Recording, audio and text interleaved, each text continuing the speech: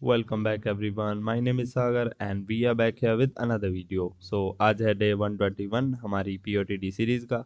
और स्टार्ट करने से पहले एक बार ये देखते हैं हमारी TSA repository. So we are building the largest TSA solution repository together. तो यार आप इसको स्टार मार्क कर लेना, इसका लिंक आपको डिस्क्रिप्शन में मिल जाएगा और इस रिपोजिटरी में आपको काफ़ी सारे DSA क्वेश्चन के सोल्यूशन मिल जाएंगे। तो सबसे पहले आपको इस पेज के एंड में आ जाना है, यहाँ पे readme.md फाइल होगी, एक बार इसको पूरे को रीड कर लेना, आपको पता लग जाएगा आपको सोल्यूशन कैसे मिलने वाला है और ये रिपोजिटरी और कैसे फ़ायदा करने वाली है आपको। तो आप इसमें कंट्रीब्यूट भी कर सकते हो अपना, अगर आपके पास सोल्यूशन है तो जाओ अपना सोल्यूशन जाके कंट्रीब्यूट करो। तो आज का क्वेश्चन देखते हैं, सेटिस्फाई द इक्वेशन। तो यार ये क्वेश्चन काफ़ी इंटरेस्टिंग है। अगर आपने एरेज का जो लीड कोड पे 2 सम और 3 सम वाले क्वेश्चन है तो आपको इसकी अप्रोच आ गई होगी और मोस्ट प्रोबेबली आपने इसको सोल्व भी कर लिया होगा। So first of all we are given an array of N integers and we have to find the values that satisfy the this equation. So a plus B equal to C plus D, जहाँ पे हमारे पास A B C D ये चारों unique होनी चाहिए। And after that these are values in our array. So ठीक है, हमारे पास ए और बी और सी और डी, मतलब हमारे पास ऐसी चार वैल्यूज होनी चाहिए जो हमारे एरे में सम बनाए और वो इक्वल हो। तो जैसे कि 3 और 7, ये हमारे पास कितना हुआ, 3 और 7 हमारे पास 10 हुआ, और ये 1 और 9 ये भी हमारे पास 10 हुआ। तो ये ए प्लस बी और सी प्लस डी ये हमारी कंडीशन सेटिस्फाई कर रहा है। तो इसके बाद यहाँ पे और क्या किया ना, अगर हमारे पास ऐसा कुछ नहीं नहीं है पॉसिबल तो हमको -1 रिटर्न करना है और हमको एरे रिटर्न कराना है 4 साइज का, जिसके अंदर हमारे पास ये 4 इंडेक्स होंगे। तो हमको लास्ट में इंडेक्स रिटर्न कराना है, जैसे 0 और 2 और ये 3 और 5 जो मैंने एग्जाम्पल बताया है। तो यहाँ पे आप एग्जाम्पल में एक्सप्लेनेशन देख भी सकते हो। तो यार ये क्वेश्चन काफ़ी इजी है, आपने अगर वो एरे 2 सम 3 सम वाले क्वेश्चन प्रैक्टिस करे हैं तो आपको पता लग गया होगा इसमें हमको हैश मैप का यूज़ करना है। तो हैश मैप में हम सबसे पहले करेंगे क्या, इसमें अपनी अप्रोच सोचो, हम अपना सम ऐड कर देंगे हैश मैप के अंदर। तो हम पहले बिल्कुल ब्रूट फोर्स से स्टार्ट करेंगे, तो हम एन स्क्वेयर वाली अप्रोच जाएगी हमारी। तो हम यहाँ पे आई लेंगे और एक दूसरा पॉइंटर जे लेंगे और हर एक आई के साथ हम जे का जितना भी सम बनेगा वो अपने मैप के अंदर स्टोर करा देंगे। तो सबसे पहले एक मैप बना लेते हैं जो कि हमारा होगा इंटीजर से। हमारा इंटीजर से वो हमारी वैल्यू क्या देगा, वो हमारे पास एक इंडेक्स होनी चाहिए, 2 इंडेक्स। तो हमारा वैल्यू में मैप में हम क्या क्या रखेंगे, हमारा की होने वाला है, हमारा की हम रखेंगे जो हमारा सम होगा, और वैल्यू रखेंगे हम उनके दोनों इंडेक्सेस, तो इंडिसेस। तो इसका मतलब क्या है, जो हमारा सम बनेगा, जैसे 3 + 4 हमारा कितना बना 7, तो 7 हमारी की होगी और उसकी वैल्यू क्या होने वाली है 0 और 1। तो हम ऐसे करके वैल्यू स्टोर करेंगे और वैल्यू के लिए यार हम एक पेयर क्लास बना लेते हैं। तो इसको इस क्लास के बाहर ही बना लेते हैं, क्लास पेयर, एंड इसमें ए ले लेते हैं या फिर आई जे ले लेते हैं। तो आपको इतना तो अभी तक पता लगी गया होगा जावा के अंदर हम क्लास कैसे बनाते हैं। तो इसके बाद हमने यहाँ पे पेयर क्लास बना ली और मैप के अंदर हम इंटीजर इंटीजर हमारा सम होने वाला है और उसके लिए वैल्यू क्या होगी हमारी पेयर ऑफ इंडेक्सेस। तो यहाँ पे पेयर हो गया। तो अब इसके अंदर हमको क्या करना है, हमको एक लूप चलाना है जो हमारे पूरे एरे में रन होगा और जो हमारी एन स्क्वेयर टाइम कॉम्प्लेक्सिटी लेगा। तो four I should be less then n-1 होना चाहिए, तो हम लास्ट इंडेक्स पे नहीं जाएंगे आई के लिए। एंड एट लास्ट जे जे हमारा i+1 से चलेगा, क्योंकि अगर हमारे पास 3 लेना है तो 3 के बाद हम उसको 4 के साथ पेयर बनाएंगे, फिर 7 के साथ, फिर 1 के साथ, जितने भी हमारे पास सारे सम आएंगे वो हम मैप के अंदर ऐड करते जाएंगे। तो J should be less than n। And इसके बाद हमको क्या करना है, इफ़ हमारे पास मैप में नहीं है अगर हमारे पास ये सम, तो सबसे पहले सम निकाल के रख लेते हैं, sum equal to A of I plus A of J. And after that हम ये चेक करेंगे if not map dot contains key. तो यार ये बिल्कुल ब्रूट फोर्स अप्रोच है, आपको पता लग गया होगा, अगर हमारे मैप के अंदर ये वाली सम नहीं है तो हम इसको डाल देंगे, और अगर हमारे पास ये सम आ गया मैप के अंदर तो हम चेक करेंगे क्या वो हमारे पास डिस्टिंक्ट आ रहा है। और इसके बाद हमको एक और कंडीशन चेक करनी है यार, यहाँ पे कहाँ पे लिखा हुआ था वो, ये देखो, हमें वो इक्वेशन हमारे पास यहाँ पे हमारे पास मल्टीपल पेयर्स बन सकते हैं। जैसे यहाँ पे 3 प्लस यहाँ पे हमारे पास कितना बन रहा था, 3 + 7 बन रहा था हमारे पास 10, और 1 + 9 भी हमारे पास 10 बन रहा था। ऐसे ही हमारे पास 3 और 8, यहाँ पे 3 और 8 हमारे पास कितना हुआ 11, और हमारे पास यहाँ पे 4 और 7 भी हमारे पास 11 बन रहा है। तो यार ऐसे करके हमारे पास मल्टीपल इक्वेशंस बन सकती हैं, तो हमको उनको लेक्सिकोग्राफिकली स्मॉलेस्ट रिटर्न कराना है। तो वो चीज़ कैसे कराएंगे यार, वो इस क्वेश्चन में हमारा इंपॉर्टेंट काम, वही हमारा मेन काम है इस क्वेश्चन में, जो इसको मीडियम लेवल का बनाता है। तो सबसे पहले हम इसको अपना जो हमारा ब्रूट फोर्स का काम, ब्रूट फोर्स का जो हमारा नॉर्मल काम है, बिल्कुल हमको अच्छे से पता है, जो हमने ऑलरेडी करा हुआ है वो कर लेते हैं। सबसे पहले मैप में अगर वैल्यू नहीं है इस सम की, तो हम मैप में वैल्यू डाल देते हैं। मैप डॉट पुट ये सम, एंड इसकी वैल्यू क्या होने वाली है, हम एक पेयर ऑब्जेक्ट बनाएंगे जिसके अंदर आई और जे जाएगा। एंड इसके बाद हम कंटिन्यू भी कर जाएंगे, क्योंकि अगर हमारे मैप के अंदर वैल्यू अभी अभी आई है तो हमको बाकी कैलकुलेशन करने की ज़रूरत नहीं है। कंटिन्यू। और एल्स में हमारे पास क्या आएगा, एल्स लिखने की ज़रूरत नहीं है। तो इसके बाद हमारे पास क्या आएगा, अगर हमारे मैप में नहीं थी वैल्यू तो हमने ऑलरेडी डाल दिया, अब हमारे पास दोबारा से वैल्यू आ रही है, तो हमारे पास सेम ना आ जाए, ऐसा ना हो सकता है। तो अगर एक एग्जांपल सपोज करो, अगर हमारे पास सेम वैल्यू नहीं आनी चाहिए, तो सपोज करो 3 4 4 है हमारे पास एरे के अंदर, बाकी हमारे पास और भी वैल्यूज होने वाली है। तो इसको जूम कर लेता हूँ। तो सपोज करो हमारे पास 3 4 4 आ रहा है, तो पहला हमने पेयर बनाया 3 और 4 का, ये वाले 3 4 का, तो हमने उसको देखा मैप में नहीं है तो हमने मैप में डाल दिया। बट उसके बाद हमारा ये 3 और ये 4 आया, तो ये हमारे पास सेम सम आ रहा है, बट हमारे पास इंडेक्स अलग अलग है। तो उसके लिए यार अगर हम, या फिर सपोज करो 3 और 4 हमारे पास सम इक्वल आ रहा है, ठीक है, हमारे पास और भी वैल्यूज आ सकती हैं। आई थिंक हम यहाँ पे 4 3 लिख सकते हैं, या फिर अगर कोई और एग्जांपल, एक सेकेंड।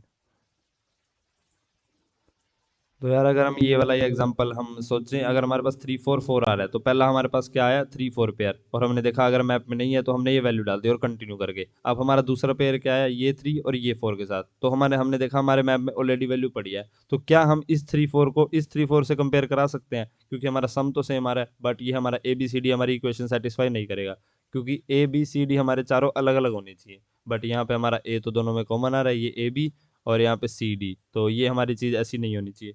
तो हम क्या करेंगे, हमको एक कंडीशन लगानी पड़ेगी जिससे हमें पता लग जाए ये इक्वल तो नहीं है।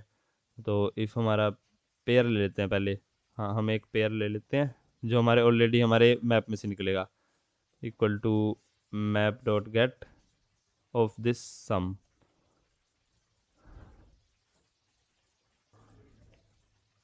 तो हमने मैप में से अपना पेयर गेट कर लिया, जो हमारा ये डिस्टिंक्ट सम बन रहा था। तो ये और ये हमने पहले हमने ये वाला 3401 इंडेक्स हमने मैप में से गेट कर लिया। तो अब इसके बाद हम क्या चेक करना है, ये पेयर पी का जो हमारे पास आई एथ इंडेक्स है, ये हमारे पास नॉट इक्वल टू होना चाहिए आई के, एंड हमारे पास पी का जो जेथ इंडेक्स है वो नॉट इक्वल टू होना चाहिए जे के। एंड हमारे पास यार ये हमारा थोड़ा रिवर्स भी हो सकता है, क्या पता हमारे पास यहाँ पे। तो यार इसके बाद हमारे पास ऐसा सिचुएशन भी तो हो सकती है कि हमारे पास ये 4 आ रहा है, तो इसके बाद हमारे पास 3 आए, तो ये 4 हम कॉमन ले रहे हैं, ये वाला 4 हमारे पास कॉमन आ रहा है दोनों केस में, ये 3 4 और ये वाला 3 4। तो ऐसे हमको ये चेक भी करना पड़ेगा हमारे पास। एंड ये पी डॉट आई हमारे जे के इक्वल भी नहीं होना चाहिए, तो इससे हमको पता लग जाएगा कि हमारे चारों यूनिक आ रहे हैं, जे इज़ नॉट इक्वल टू आई। तो अगर हमारे पास चारों के चारों यूनिक आ रहे हैं तो हम अब क्या चेक करेंगे, तो हमारे पास दूसरी कंडीशन क्या थी चेक करने के लिए, कि हमारे पास वो छोटे होने चाहिए। अब हमको ये पता है कि हमारे पास एक डिस्टिंक्ट पेयर तो आ चुके हैं, हमारे पास ए भी आ चुका है और हमारे पास सी डी भी आ चुका है। बट अब हमको वो स्टोर कराने से पहले, रिटर्न कराने से पहले क्या चेक करना है, कि हमारे पास लेक्सिकोग्राफिकली स्मॉलेस्ट ऑर्डर होना चाहिए बी सी डी का। तो अब वो हमको चेक करने की ज़रूरत है। तो वो चीज़ अब हम कैसे चेक करेंगे, सबसे पहले अब हम स्टोर करा लेंगे इसको। हम एक करंट आंसर बना लेंगे। तो इसको हम करंट क्या देते हैं, एक एरे लिस्ट बना लेंगे, नई एरे बना लेंगे नया। इसके अंदर हम वैल्यू कौन कौन सी स्टोर कराएंगे अब, सबसे पहले तो इसके अंदर चलो पहले 4 साइज का बना लेते हैं। और इसके जीरोथ इंडेक्स पे हमारे पास कौन सी वैल्यू जाएगी, जो हमारी पहले आई थी। तो पहले कौन सी आई थी, हमारे मैप में जो वैल्यू आई थी वो हमारे पास पहले आई थी। तो हम मैप में से पहली वैल्यू गेट करेंगे, तो हमारे पेयर की आईएथ वैल्यू, और फर्स्ट इंडेक्स में हमारे पेयर की जेथ वैल्यू, और इसके बाद सेकंड इंडेक्स पे हमारी आईएथ आंसर नहीं, ये हमारे पास करंट आएगा, और जेथ। तो हमारे पास चारों वैल्यू आ चुकी हैं, और ये करंट है हमारा। तो ठीक है, अब हमारे पास ये वैल्यू स्टोर कर लिया। अब हम इसको कंपेयर कैसे करें, हमारे प्रीवियस आंसर थे, तो हमको पहले प्रीवियस आंसर स्टोर भी कराना पड़ेगा। इसके लिए हम आंसर ले लेते हैं, तो equal to new integer array. और यार ये हमको सबसे पहले ग्रेटेस्ट रखना पड़ेगा, तभी हम चेक करेंगे। अगर हमारा जो प्रीवियस वाला आंसर था वो हमारे पास बड़ा आएगा और ये वाला छोटा आएगा, तो हम अपने आंसर को अपडेट करेंगे। तो इसके लिए इसको सबसे पहले मैक्सिमम होना पड़ेगा, तो इसलिए हम इसको फिल कर देंगे एरेज डॉट फिल हमारे आंसर को मैक्सिमम वैल्यू से, इंटीजर डॉट मैक्स वैल्यू। तो मैक्स वैल्यू से पहले हमने अपने आंसर को फिल कर दिया। अब इसमें हमको पता है इन्फिनिटीज़ पड़े हैं सारे, तो हम अगर करंट से कंपेयर कराएंगे तो हमको पता लग जाए इसके अंदर सारे इन्फिनिटीज़ पड़े हैं। तो हम चेक कर लेंगे इफ़ हमारे आंसर के 0th इंडेक्स पे इंटीजर डॉट मैक्स वैल्यू पड़ी है, तो हमको ये पता है जी ये हमारा स्टार्टिंग वाला केस है। हमारे पास पहली बार हमारे पास करंट आया कोई, तो पहली बार हमारे पास कोई पेयर आया तो हम डायरेक्ट उसको स्टोर करा लेंगे। तो हम क्या करेंगे, हमारे आंसर का 0 इक्वल टू करंट का 0, एंड ऐसे करके हम चारों वैल्यूज़ को कॉपी कर लेंगे। यहाँ पे 1, यहाँ पे 2, यहाँ पे 3। तो ठीक है, हमने यहाँ पे अपना आंसर स्टोर करा लिया। अब इसके बाद यहाँ पे एल्स कंडीशन आएगी। अगर हमारे पास ये ऑलरेडी एक आंसर पड़ा था और हमारे पास अब दूसरा आंसर आया, अब इनकी वैल्यूज़ कैसे कंपेयर कराएंगे कि हमारे पास छोटा कैसे आ रहा है, लेक्सिकोग्राफिकली स्मॉलर आ रहा है। अब हमको ये चेक करना है।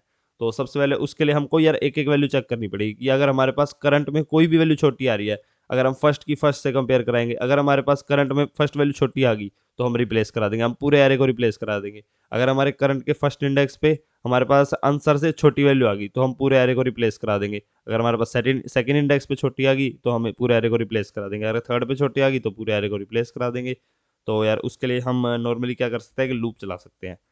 तो int index equal to 0, index should be less than 4, index plus plus. तो हम हर वैल्यू को कैसे कंपेयर कराएंगे, तो इसके लिए हम चेक लगा देते हैं इफ़ अगर हमारे पास ऐसा आ रहा है कि हमारे पास आंसर के कौन सा इंडेक्स देखें, अगर ये हमारे पास ग्रेटर आ रहा है करंट के इंडेक्स से, तो सबसे पहले हमको यार ये चेक भी करना पड़ेगा। अगर हमारे पास ऐसी सिचुएशन आ गई, सपोज करो एग्जांपल देखते हैं, तो यहाँ पे नहीं ऊपर एग्जांपल देखते हैं पहले। तो अगर हमारे पास फर्स्ट एरे करंट एरे कैसा बन रहा है 0 1 2 3, अगर हमारे पास करंट आंसर बन रहा है, और या फिर इसको हम आंसर मान लेते हैं, ये हमारे पास 2 आ रहा है, ये 3, ये 4, ये है हमारे पास करंट। और हमारे पास जो आंसर था वो कैसा बन रहा है 0 1 एंड 2 3, ऐसा मान लेते हैं।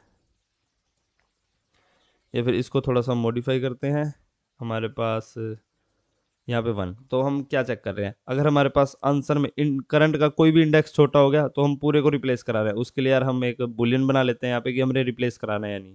तो बुलियन, एंड इसको हम क्या कहेंगे, रिप्लेस, शुड रिप्लेस। अभी ये हमारा फॉल्स है, तो अगर हमारा करंट का कोई भी इंडेक्स छोटा आ गया तो हम कह देंगे रिप्लेस हमारा कर दो ट्रू और ब्रेक कर दो।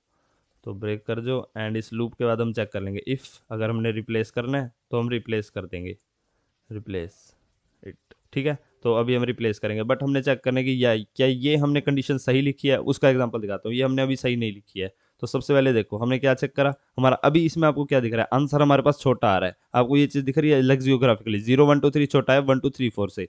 बट हमने क्या चेक करा, यहाँ पे यार कोई और लिखना पड़ेगी वैल्यू 0, यहाँ पे हम लिखते हैं 2 3 4। हमने ये एग्जांपल लिख लिया 0। इसको और क्या कह सकते हैं, कोई अच्छा सा एग्जांपल सोचो। यहाँ पे क्या आएगा, हमारे पास एक वैल्यू आनी चाहिए जो बाद में ग्रेटर आ रही हो। तो 0, इसको हम अपने पास 1 कह देते हैं, इसको हम अपने पास ओके यहाँ पे 2 कह देते हैं, यहाँ पे 3 कह देते हैं, यहाँ पे 4, यहाँ पे 5। ओके अब ठीक है हमारे पास एग्जांपल। तो सपोज करो ये हमारे पास एग्जांपल है, करंट में हमारे पास है 1 2 4 5, और हमारे पास आंसर में ये आपको ये दिख रहा है हमारा आंसर छोटा है। बट अगर हम इसको कंपेयर कराने जाए हमारे इस लूप के अकॉर्डिंग, तो अगर हमारे पास कोई भी करंट में वैल्यू छोटी आ गई तो हम रिप्लेस करा रहे हैं। तो पहले हमने ये चेक करी करंट में वैल्यू बड़ी आ रही है, बट हमने अगर ये चेक करी तो हमारे पास करंट में हमारे पास छोटी वैल्यू आ रही है। तो करंट में अगर हमारे पास एक छोटी वैल्यू है तो हम पूरे करंट को रिप्लेस करा रहे हैं आंसर से, बट हमने ऑलरेडी दिख रहा है कि हमारा आंसर बड़ा है। तो इसके लिए यार हमको ये भी चेक करना पड़ेगा कि हमारे पास अगर आंसर में कोई पहले वैल्यू मिल गई जो हमारी छोटी है, तो यहाँ पे आपको दिख रहा है अगर आंसर में हमें पहले छोटी वैल्यू मिल गई तो हमें रिप्लेस कराने की जरूरत नहीं है। तो उसके लिए यार हम एक और यहाँ पे कंडीशन लगा देंगे। तो एल्स इफ अगर हमारे पास आंसर के अंदर किसी भी इंडेक्स पे हमें छोटी वैल्यू मिल गई अपने करंट से, करंट के इंडेक्स से, तो हम क्या कहेंगे, हम सीधा ब्रेक कर देंगे, हमें रिप्लेस नहीं कराना। तो अगर हमारे पास यहाँ पे 0 मिल गया आंसर में और यहाँ पे 1 है, मतलब आंसर अगर ith इंडेक्स पे हमारे पास छोटी वैल्यू है, तो हमने डायरेक्ट ब्रेक कर दिया और हमारा रिप्लेस फॉल्स ही रहा। बट अगर हमारा रिप्लेस ट्रू हो गया तो हम क्या करेंगे, हम सभी वैल्यू कैसे रिप्लेस कराएंगे, हम इसके लिए एक लूप चला देंगे फॉर इंडेक्स हमारा 0 से, index should be less than 4, और हम आंसर के इंडेक्स पे करंट का इंडेक्स रख देंगे। तो ये वाली सेम चीज़ हमको यहाँ पे भी करनी चाहिए थी। कॉपी एंड यहाँ पे पेस्ट, ठीक है। तो अब यहाँ पे हमारे पास, यहाँ पे हम कॉपी कर रहे थे, यहाँ पे हमने कॉपी करा। अगर हमारा अभी तक कोई भी इनिशियलाइज नहीं हुई थी वैल्यू, और अगर हमारे पास इनिशियलाइज है तो हम कंपेयर करा रहे हैं, और फिर जाके हम पेस्ट कर फिर जाके हम कॉपी पेस्ट कर रहे हैं अपनी वैल्यूज़। तो ठीक है, इसके बाद हमारे पास क्या होने वाला है, अब हमारे पास यहाँ पे सारे बेस केसेस चेक हो चुके हैं ना। तो ठीक है, यहाँ पे हमारे पास दोनों लूप से हमारे पास सारी वैल्यूज आ जाएंगी। जो भी हमारे पेयर होंगे हम क्या करेंगे, सबसे पहले सारे पेयर्स निकालेंगे, मैप के अंदर डालेंगे, और मैप में से अगर हमारे पास ऑलरेडी वो सम मिल चुका है तो हम वो सम निकाल रहे हैं और उसको चेक कर रहे हैं। अगर वो हमारा सम छोटा आ रहा है तो हम उसको रख रहे हैं अपने आंसर के अंदर, ठीक है।